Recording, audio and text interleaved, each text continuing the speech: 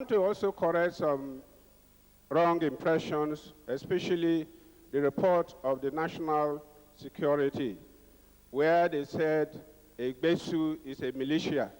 Egbesu is not a militia, it's a deity. Also, the IYC is not a Joy Youth Congress, it's a Joy Youth Council. I think we should get that right. I want to intervene on the report of the Environmental and Natural Resources. The Environmental and Natural Resources Committee only deliberated on the environment and virtually left out natural resources, which are the life wire of this nation. The committee failed to give direction on management of our natural resources to improve our economic development. More so when the clamor for resource control is at the front burner of national issues, threatening our peace and unity. For the benefit of doubt, resource control has come to stay and will stay, and Nigerians have to live with it. The trouble with resource control and the misconceived ideas is that resource control is tantamount to federalism.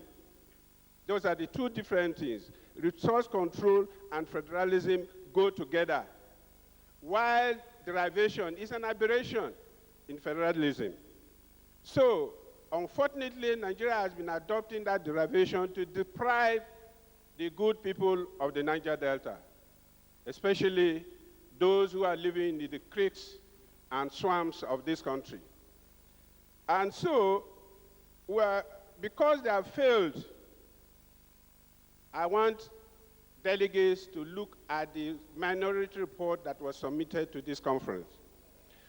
The other issue is that the Niger Delta question is development.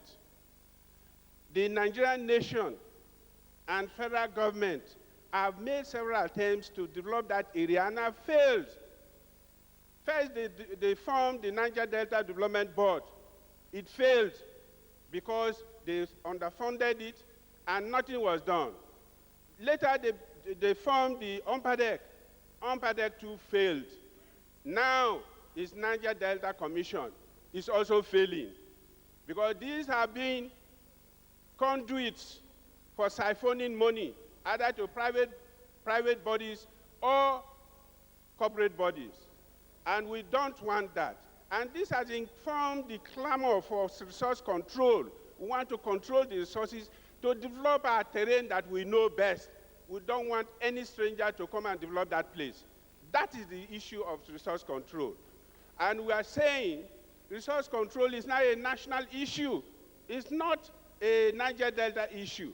It's not a South-South issue. It's a national issue because today it affects me, tomorrow it will affect you too.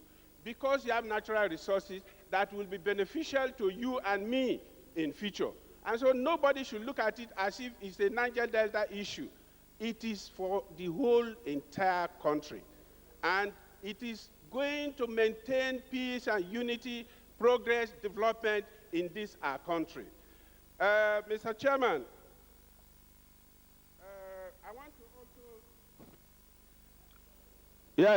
I want to also say that the devastated environment needs special.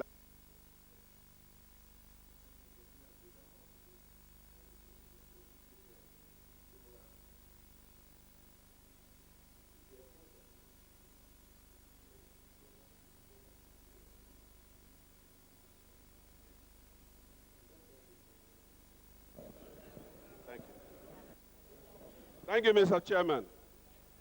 It's a sabotage, maybe. The Judiciary and Legal Reform Committee also failed, either by omission or commission, to address the issue of the oppressive and repressive and obnoxious laws meted out to the people of the Niger Delta, like the Petroleum Act. Offshore Revenue, Oil Revenue Acts, Land Use Act, Exclusive Economic Zone Act, Petroleum Control Amendment Act, Oil Pipeline Act, and several others. These should be created if fairness is going to be fairness. The Revenue Allocation and Fiscal Federalism Committee, under the guise of derivation principle, which is an aberration in federalism, recommended or seemed to have recommended 13 to 60% for the oil producing states. My chairman, this recommendation is not enough. It's very vague and very evasive. They even went further to say the matter should be referred to a technical committee for arbitration. I don't know whether this technical committee will come from the moon. People of integrity, people of technical expertise, people of knowledge are here seated. And if we can't resolve this issue here to arrive at a amicable figure to recommend to federal government, we are failing our own responsibility. And so this matter should be decided in this hall once and for all. No technical committee. And we don't want any technical committee to maneuver and manipulate figures for us.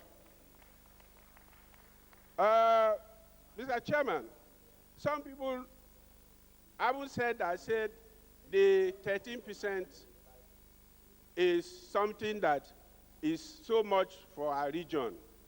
Look, most of you have been to that place. Development is cost intensive.